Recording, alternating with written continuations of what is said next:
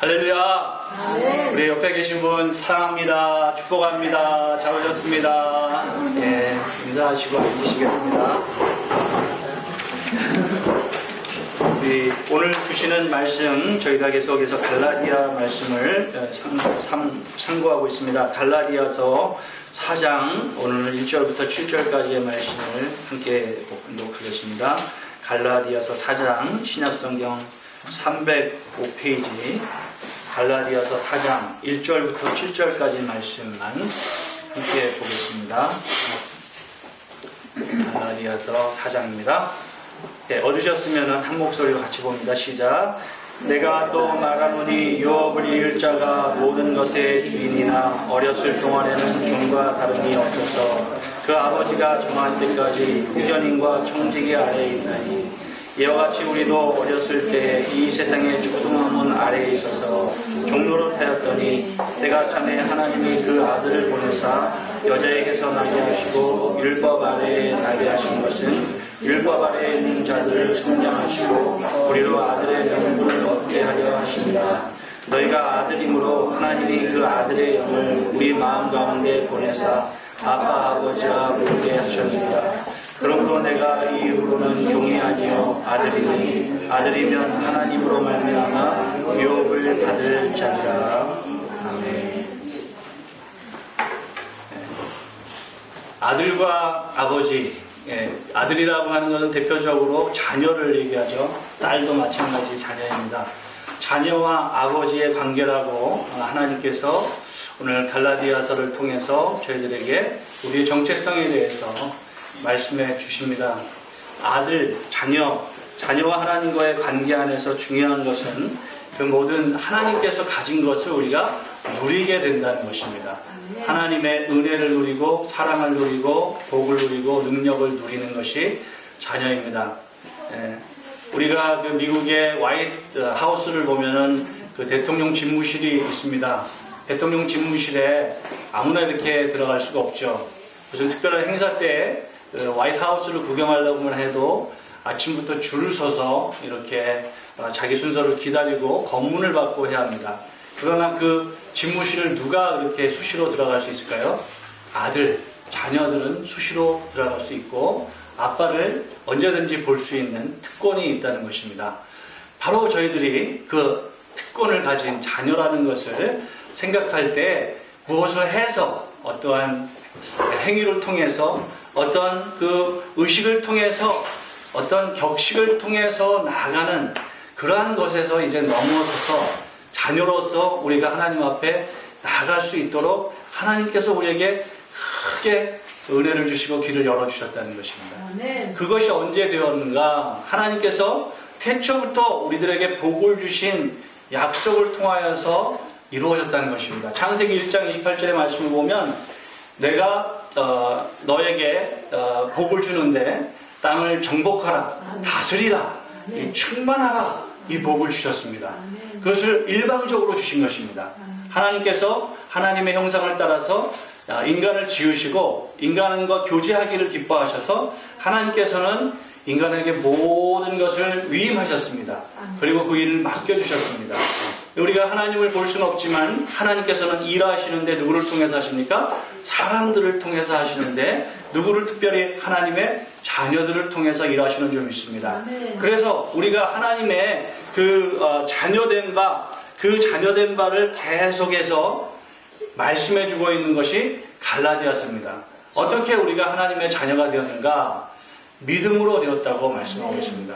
그리고 그 믿음은 어떠한 율법 이전에 있었던 것을 말씀합니다. 율법이 오기 이전에 아브라함이라는 사람이 있었습니다. 율법이라고 하면 그것은 이런저런 것을 해라 무엇을 하지 말아라 하는 그런 법이죠. 그 법을 통해서 사람들은 구원을 받는다고 생각하고 그 법을 열심히 지키면 내가 이제 이 정도 좀 덕을 쌓으면 그러면 나도 이제 어느 정도 자격이 되겠다 하는 생각을 하고 있는 그러한 가운데 사도 바울은 그것이 아니라 우리가 구원받은 것은 하나님의 은혜로 구원을 받았는데 그 은혜는 하나님을 믿도록 하나님께서 우리에게 믿음을 주셨기 때문에 그런 은혜도 하나님께서, 믿음도 하나님께서 다 하나님께서 이루어 주신 것이기 때문에 그 어떠한 구원의 조건이나 이유가 우리에게 있는 것이 아니라 하나님께 있는 것을 믿는다는 것입니다. 그것이 구원이 되어야 된다는 것이죠.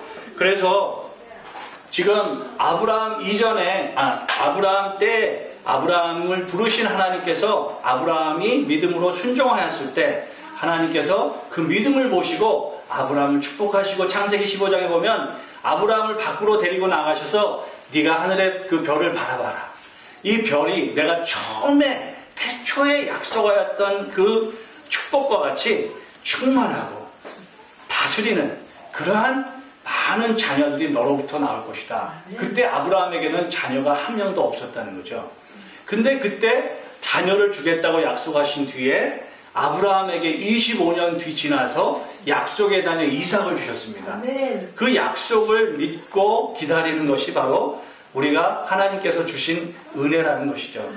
은혜가 내가 원하는 대로 바로바로 이루어지는 어떠한 것이 우리는 은혜라고 생각하기가 쉽지만 은혜 안에는 하나님께서 약속하신 약속의 말씀이 있다는 것을 믿는 믿음이 구체적으로 내 마음속에 확실하게 되는 것, 그것이 은혜입니다. 그래서 믿음이 없이는 하나님의 은혜를 해석할 수가 없고 하나님의 은혜라고 우리가 생각할 수도 없는 것이 왜 그런가?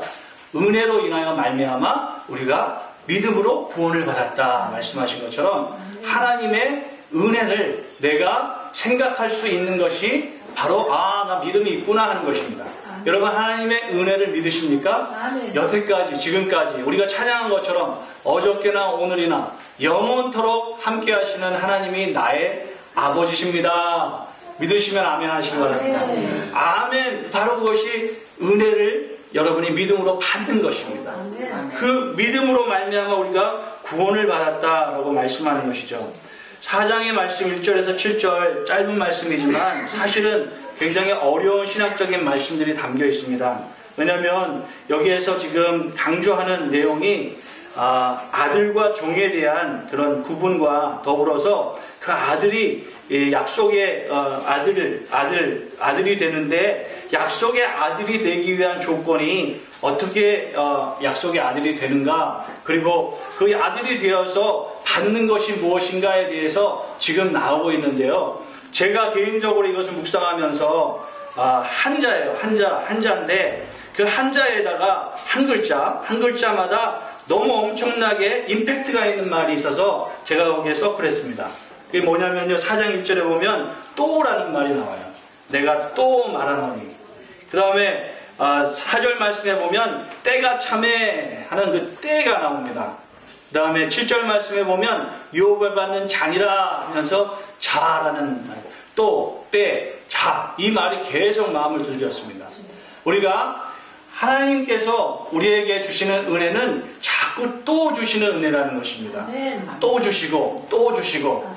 예, 그 또 주시는 은혜, 그 은혜가 우리에게 늘 있다는 것입니다. 하나님께서 우리에게 또한 주시는 그 또라는 말씀은 내가 또 넘어져도 또 은혜 안에 일어날 수 있다는 것입니다. 내가 또 시험 받아도 또 하나님 믿음으로 승리할 수 있다는 것입니다. 그것이 바로 하나님께서 우리에게 주신 은혜이기 때문에 사도 바울은 지금 내가 또 말하노니 한다는 거예요. 2장의 말씀을 보면 내가 다시 예루살렘에 올라간다. again이라는 말이 있죠. 여기에 또 나오는 것이 뭡니까? 내가 또 이걸 얘기할 수밖에 없다는 것입니다. 반복과 그리고 이 계속적인 그런 또라는 말씀, 그것이 제 마음을 두들겼습니다. 지난주에 제가 차를 타고 가다가 그 차에서 이제 어떤 그 DJ가 노래를 하더라고요. 근데 그게 발표된 게 1994년이더라고요. 그런데 저는 처음 들어봤어요. 네, 가요인데요. 일주일 동안 목사가 이 가요가 자꾸 떠올라서 좀 제가 한쪽으로는 아닌데 이게 찬양이 떠올라야 되는데 근데 아침에 일어나도 이게 떠오르고 그래요. 그래서 이게 도대체 뭐지? 그러면서 좀 생각해 보니까 이 안에 뭔가가 있어요. 그 가을 우체국 앞에서라는 노래예요. 가을 우체국 앞에서. 근데 거기에 보면 이런 가사가 있어요. 아름다운 것들이 그 얼마나 오래 남을까? 네, 라는 가사가 있어요. 한여름 소나기 쏟아져서 젖어도 굳게 버틴 꽃들과 지난 겨울 눈보라에도 우뚝 서 있는 나무들 같이 그런 말이 나와요. 예, 그거 보면서 그런 아름다운 것이 무엇일까? 제 삶에 그 경험을 한번 이렇게 되뇌어 봤어요. 순간순간마다 참 아름다운 일들이 많이 있었어요. 그걸 보면서 그런데 가장 아름답고 영원한 것은 무엇일까 생각을 하게 됐어요. 가장 아름답고 영원한 변하지 않는 것은 바로 하나님의 사랑이라는 것이죠. 아멘. 그리고 그 은혜를 받은 우리의 믿음이라는 것입니다. 아멘. 그래서 그것은 하나님이 우리를 사랑하셨다는 그 은혜가 우리의 마음에 있을 때 그것이 영원토록 함께한다는 믿음이 있을 때 그것만큼 아름다운 것이 없다는 생각이 들어요. 왜냐하면 제가 제 삶을 돌이켜볼 때 그 사랑으로 인해서 어려움을 이겨나갔거든요. 그리고 은혜 때문에 오늘도 살아가거든요. 그 은혜 안에 소망과 믿음으로 내일도 모든 것이 닥쳐온다 할지라도 그럼에도 불구하고 영원한 사랑이 있다는 것입니다. 그래서 그것이 저희들은 오히려 또 말씀으로 또 용해되면서 또 은혜를 곱씹어보는 그런 기회가 되었습니다. 그런데 무엇이 정말 영원한가? 영원한 것을 뭐라고 합니까? 우리는 진리라고 얘기합니다. 진리는 변하지 않는 거거든요. 그 진리가 우리 안에 있을 때 우리의 삶이 자유롭게 된다고 말씀하였습니다. 그 진리를 알지니 진리가 너희를 자유케 하리라. 그래서 우리가 가진 자유는 그냥 내가 원하는 대로 다 하고 내가 가고 싶은 데 다 가고 하고 싶은 건 다 할 수 있지만 그러나 그 안에서 무엇이 우리를 자유롭게 하는가? 진정한 자유를 주는 것은 진리가 자유를 준다는 것입니다. 진리, 그 진리는 누구십니까? 내가 곧 길이요 진리요 생명이니 나로 말미암지 않고는 아버지께 올 자가 없는지라. 누구십니까? 여러분이 대답해보세요. 진리가 누구십니까? 예수님이신 줄 믿으시기 바랍니다. 예수님 안에서 우리가 진리 안에서 자유롭다는 것입니다. 우리가 시편 1편 말씀을 보면 복 있는 사람에 대해서 말씀이 나옵니다. 복 있는 사람이 보이지 않는 복이 설명이 되는데 나무같이 큰 그 아름드린 나무같이 복에 대해서 설명을 해주십니다. 복에 보이는 부분이 열매입니다. 그런데 열매를 든든하게 붙잡고 있는 것이 가지와 뿌리가 있다는 것입니다. 보이지 않는 부분은 생명이 되는 부분이 어디입니까? 뿌리라는 것입니다. 하나님은 우리의 눈에 보이지 않습니다. 그러나 하나님은 존재하시고 하나님은 언제까지 함께 하십니까? 영원토록 함께 하시는 분이십니다. 그 하나님을 우리가 믿음으로 자녀가 되었다는 것입니다. 그런데 우리가 하나님께 나갈 수 없는 상태에서 우리를 자녀 삼아 주실 수가 없었다는 거예요. 죄에서 타락하여서 우리는 영원히 사망으로 빠질 수밖에 없다는 것이 바로 우리가 받은 센텐스예요. 그런데 그 센텐스에서 대신 우리의 죄를 담당해 주시기 위해서 누가 오셨습니까? 예수님이 오셨어요. 많은 사람들이 당신은 죄인이죠? 그러면 억울해합니다. 나는 의인입니다. 난 죄가 없습니다. 하는 사람 이 세상에 단 한 사람도 없죠. 그런데 당신은 구원 받았습니까? 하면은 모르겠습니다. 대답하든가 잘 긴가민가 하겠는데요. 이런 생각도 합니다. 여러분 구원 받으셨습니까? 아멘. 어떻게 구원 받았습니까? 예수님의 십자가의 구속으로 구원을 받았습니다. 우리가 하나님 앞에 나갈 수 없을 때 하나님께서 아들을 보내주셔서 하나님이 우리를 사랑하시는 것을 확증해 주셨다고 말씀해 주셨습니다. 하나님이 우리를 사랑하는 것을 누구를 통해서 확증해 주셨다고요? 예수님을 보내주셔서 확증해 주셨다는 거예요. 예수님은 우리를 사랑하시는 것을 어떻게 확증해 주셨습니까? 십자가에서 죽으심으로 확증해 주셨습니다. 그러므로 그 십자가의 사건과 하나님이 아들을 보내주신 그 놀라우신 은혜가 우리의 구원의 모든 것이 된다는 것이죠. 거기에 플러스가 있을 수가 없다는 것을 지금 사도 바울이 얘기하고 있습니다. 언제까지 얘기합니까? 계속 얘기하는 것입니다. 또 얘기하는 것입니다. 내가 믿음을 가지고 생활하면서 어떤 정도의 신앙의 연륜이 쌓이다 보면 여러분 조심해야 될 것이 다른 사람보다 내가 좀 낫다는 생각이 듭니다. 그런데 그게 잘못하면은 하나님이 주시는 마음보다는 내가 내 의가 높아지고 있다는 것이 될 수가 있다는 것입니다. 절대 안 된다는 거예요. 내가 내놓을 수 있는 것은 아무것도 없다는 거예요. 오직 하나님께서 예수 그리스도를 통해서 주신 구원만이 우리의 의가 되고 능력이 되고 소망이 된다는 것을 믿으시기를 축복합니다. 네. 세상에 아름다운 것에 대해서 각자 다를 수가 있습니다. 진시황이라는 사람이 옛날에 살았죠. 진나라의 그 시황은 아름다운 것이 무엇인가 자기가 생각해 볼 때 흉노족의 침입을 막고 중국 통일이 영원하도록 영원히 살아가야 된다. 아마 그것은 자기 생각뿐 아니라 모든 강요들의 생각이었을 거예요. 왕이시여 만세수를 하옵소서. 이렇게 하다 보니까 그 진시황의 마음에 뭐가 있습니까? 그래, 내가 살아야지, 내가 끝까지 나가야지, 잘 살아야지 이 나라를 보존할 것이야. 가서 불로초를 캐와라. 그런데 진시황이 몇 년 살았는지 아십니까? 50년 정도밖에 못 살아요. 무엇을 말합니까? 내가 생각하는 내 기준의 아름다운 것, 내 중심이 되어서 만들어진 세상은 영원할 수 없다는 거예요.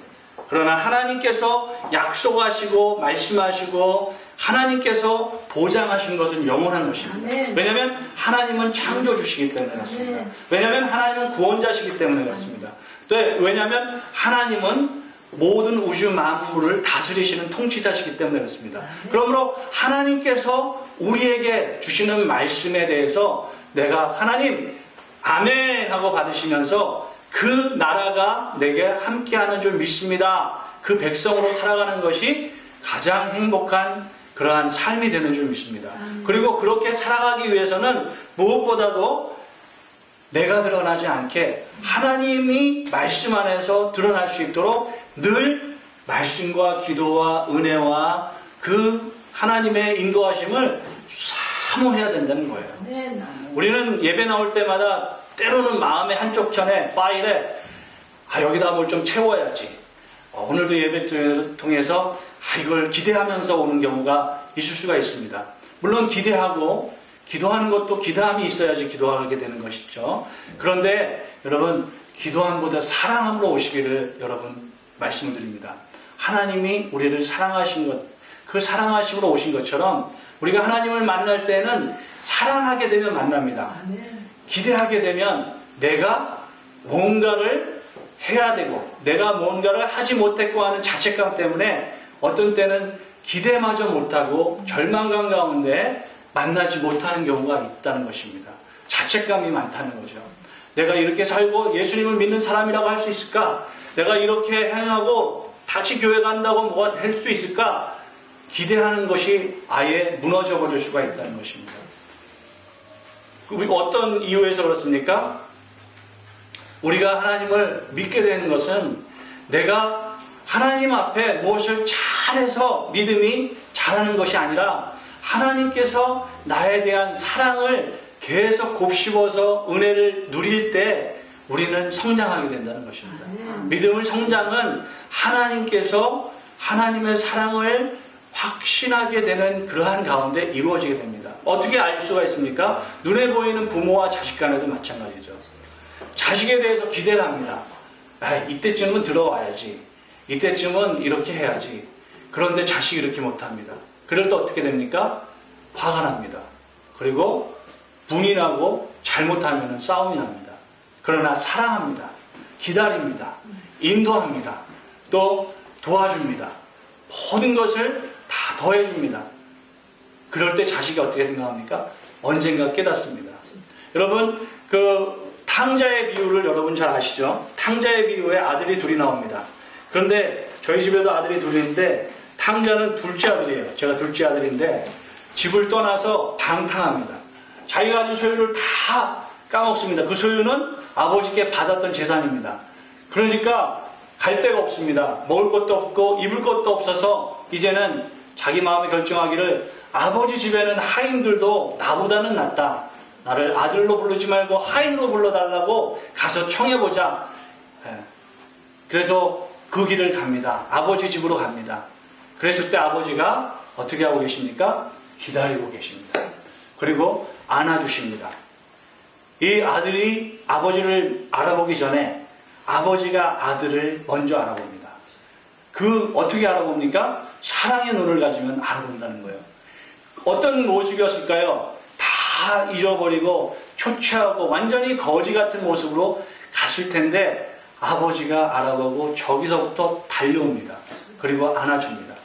그런데 여기에서 중요한 것은 탕자가 돌아왔는데 그 큰아들이 아버지에 대해서 불평을 합니다. 탕자가 돌아왔는데 쟤는 아버지 재산 다 잃어버리고 다 써버리고 그리고 정말 세상에서 바닥의 삶을 살다가 왔는데 어떻게 그 동생에게는 잔치를 베풀어주면서 나한테는 한 번도 그동안 잔치를 안 베풀어. 그때 아버지가 뭐라 합니까? 내 것이다, 네 것이 아니냐. 아들은 뭐였던 거예요? 내가 뭘 하면 아버지가 인정해주고 내가 잘하니까 난 인정받고 하는 것이 그 집안 안에 있었던 탕자의 모습이었다는 거예요. 아무리 하나님을 옆에서 보지만 그 하나님의 마음을 알지 못하고 아버지를 옆에서 보지만 아버지의 마음을 알지 못하는 그 집안에 있는 탕자가 있다는 모습입니다.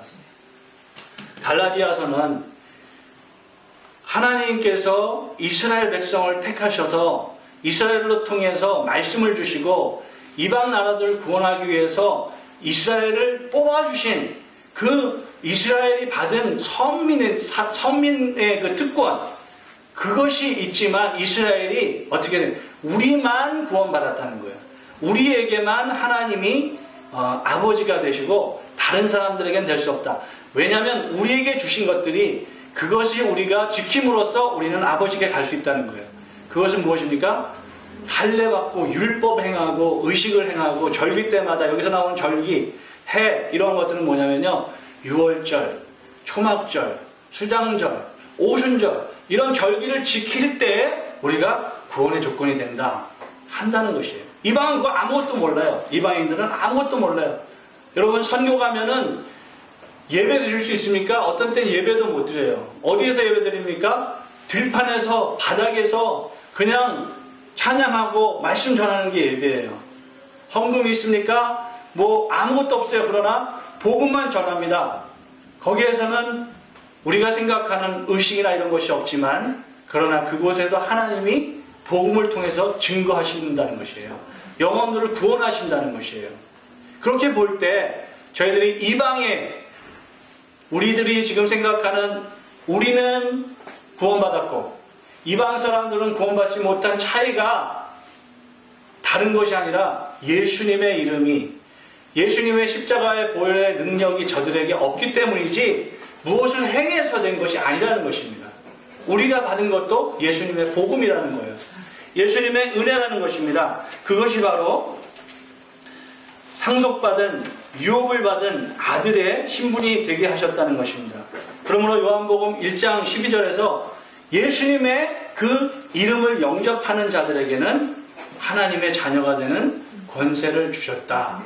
그것은 세상이나 그 어떠한 것도 아니라 혈육이나 혈통이 아니라 어디에서 났다고 합니까? 하나님의 뜻에서 났다는 것이에요. 그러므로 하나님 안에서 난 자들이 바로 하나님의 자녀가 된다는 것입니다. 그러므로 또 계속 말하는 것입니다. 그리고 4절에서 때가 참에 하나님이 그 아들을 보내사 여자에게 나게 하시고 우리가 이 때가 찼다는 것은 예언의 말씀이 이루어졌다는 것입니다. 이것이 한순간에 이루는 것이 아니라 엄청난 대가가 치러졌다는 거예요. 여러분 구약에 이 때가 차기 위해서 수많은 선지자들이 핍박을 당하고 순교를 당하고 죽임을 당했어요. 내가 그 많은 사람들을 보냈는데 너희가 그들을 다 죽였다라고 말씀합니다. 그 때가 차기까지 하나님께서 이 대가를 치르고 보내주시겠다고 약속하신 예수님이 오셨는데 예수님이 예루살렘에 올라가실 때에도 많은 사람들이 이제는 우리 이스라엘이 해방되고 로마로부터 자유함을 얻는다. 그 기대였지만 그 기대가 완전히 무너질 정도로 예수님 어떻게 그때를 이루셨습니까? 십자가에서 이루셨어요. 우리가 생각하는 것과 전혀 다른 여러분 그래서 예수님께서 이루신 다 이루셨다. 이것은 그 수많은 많은 사람들의 그 예수님의 때를 위해서 외쳤던 복음이 이제 피 묻은 복음이 완성된 아멘. 그 자리가 바로 십자가라는 것입니다. 아멘. 그 십자가 위에서 예수님께서 다 이루었다. 그것이 바로 율법의 완성이 되었다는 것입니다. 아멘. 우리가 갈라디아서 말씀과 정말 짝을 이루는 그런 말씀들이 로마서에 나옵니다. 로마서 말씀을 여러분 잠깐 살펴보시면 좋겠는데요. 로마서 6장 14절 말씀 찾아보시면 중요한 말씀입니다. 우리가 가지고 있는 하나님 앞에 담대하게 나갈 수 있는, 그리고 이것이 복음이라고 붙잡을 수 있는, 그래서 어떤 유혹과 환난과 핍박과 사단의 공격이 와도 우리가 이것으로 대처할 수 있는 말씀들을 우리가 붙잡아야 돼요. 6장 14절 말씀을 같이 읽겠습니다. 시작. 죄가 너희를 주장하지 못하리니 이는 너희가 법 아래 있지 아니하고 은혜 아래 있습니다. 아멘. 죄가 주장하지 못하게 하시고 성령께서 우리 안에서 탄식하고 강구하신다는 거예요. 우리가 알지 못하는 때에도 성령께서 우리를 도와주신다는 거예요. 이 성령을 어떻게 약속하셨습니까? 요한복음 16장 말씀을 가서 보겠습니다. 요한복음 16장 말씀에 보시면 예수님께서 세상을 떠나시기 전에 제자들을 모아놓고 제자들에게 이제 내가 가면 내가 누구를 보낼 텐데 그분께서 오셔서 무엇을 할 것인가에 대해서 말씀하고 계십니다. 요한복음 16장 7절부터 몇 절을 같이 보겠습니다. 시작. 그러나 내가 너에게 실상을 말하노니 내가 떠나가는 것이 너에게 유익이라. 내가 떠나가지 아니하면 보혜사가 너에게로 오시지 아니할 것이요 가면 내가 그를 너에게로 보내리니 그가 와서 죄에 대하여 의에 대하여 심판에 대하여 세상을 책망하시리라. 죄에 대하여라 하면 그들이 나를 믿지 아니하며 의에 대하여라 하면 내가 아버지께로 가니 너희가 다시 나를 보지 못하며 심판에 대하여라 하면 이 세상 임금의 심판을 받았습니다. 내가 아직도 너에게 이를 것이 많으나 지금은 너희가 감당하지 못하리라. 그러나 진리의 성령이 오시면 그가 너희를 모든 진리 가운데로 인도하시리니 그가 스스로 말하지 않고 오직 들은 것을 말하며 장래를 너에게 알리시리라. 아멘. 그래서 죄에 대해서 우리의 마음이 찔리는 것이 양심의 문제를 넘어서 그리스도인들에게서는 성령이 우리 안에서 탄식하고 계시다는 거예요. 또한 의에 대해서 말하는 것은 의는 하나님이시라는 것을 말씀하고 있는 것. 성령께서 우리에게 계속해서 가르쳐 주시는 것이 너의 의가 아니다. 하나님의 의다. 조금이라도 내 의가 드러나는 것은 누구가 성령이 하시는 일이 아니에요. 그리고 심판에 대해서 우리가 하나님 앞에 준비할 수 있도록 성령께서 인도해 주신다고 말하고 있다는 것입니다. 그리고 14절에 읽지 않았지만 내 영광을 나타내니 내 것을 가지고 너에게 알리겠습니다. 영광을 나타내 주신다는 거예요. 하나님의 영광을 우리에게 나타내 주신다는 거예요. 자, 이제 말씀을 정리하고 기도하기 원합니다. 우리의 그 선행과 구제, 이것이 나쁜 것도 틀린 것도 아닙니다. 열심히 하는 열정, 신념, 불같은 그런 뜨거운 마음, 그것이 있을 수가 있습니다. 그런데 그것이 내가 중심이 되어서 일어나는 것은 아니라는 것이죠. 그것이 나의 의가 되는 것은 성경이 말씀하시는 그러한 다른 진리 안에 살아가는 그리스도인의 삶이 아니라는 것이죠. 그것은 오직 예수님이 나를 구원하시고 또한 나와 함께 하시고 나를 도구로 삼아주셔서 하나님의 나라가 이루어지는 그런 일들에 쓰임받게 되는 것이 바로 우리 그리스도인들의 삶이 되어야 된다는 것입니다. 그리고 우리가 가진 그 자유는 바로 진리 안의 자유라는 것입니다. 그것을 계속해서 또 우리에게 말해야 되는 것입니다. 내가 나에게 말하고 내가 이웃에게 말하는 것, 그것이 진정한 사랑입니다.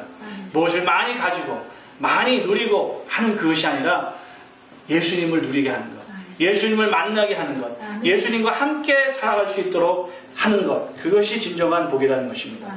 그래서 때가 차면 하나님께서 보내주신 예수님, 이제는 때가 차면 예수님이 다시 오실 그 예수님, 우리는 그분을 바라보면서 항상 내가 아니라 주님의 은혜와 주님의 약속과 주님을 믿는 믿음으로 살아가게 되므로 말미암아 하나님께서 주시는 진정한 복과 자유를 우리가 누리는 가족들 되시기를 주님으로 축복합니다. 오늘 말씀의 결론입니다. 믿음에 아직 잘 정립이 안 되시고 그냥 그것을 우리가 믿음 받기 이전에 그런 모습이 있을 수가 있습니다. 그러나 그 양심, 믿음의 전에 양심은 누차 선언합니다.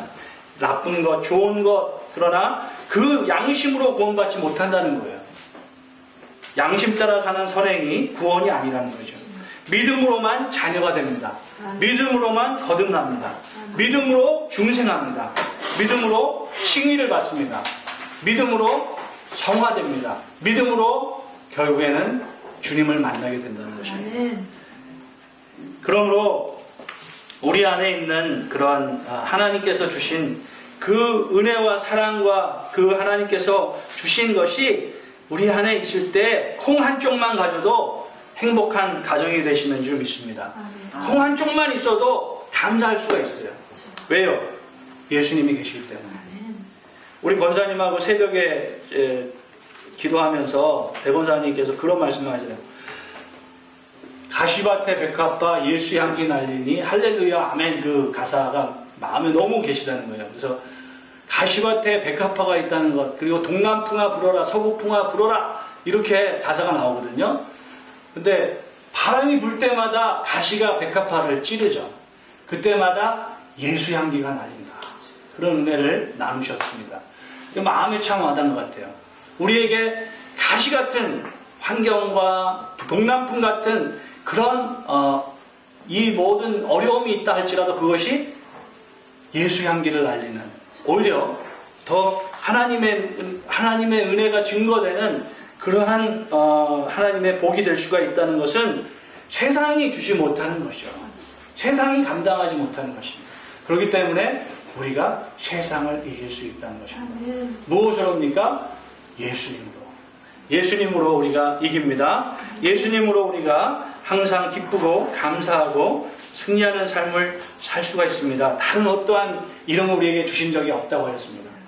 구원받을 이름은 오직 예수인 줄 믿지만 믿음이 삶이 되어서 하나님의 나라를 여러분들 늘 충만하게 누리면서 살아가는 소망의 우리 삶이 되기를 주님으로 축복합니다.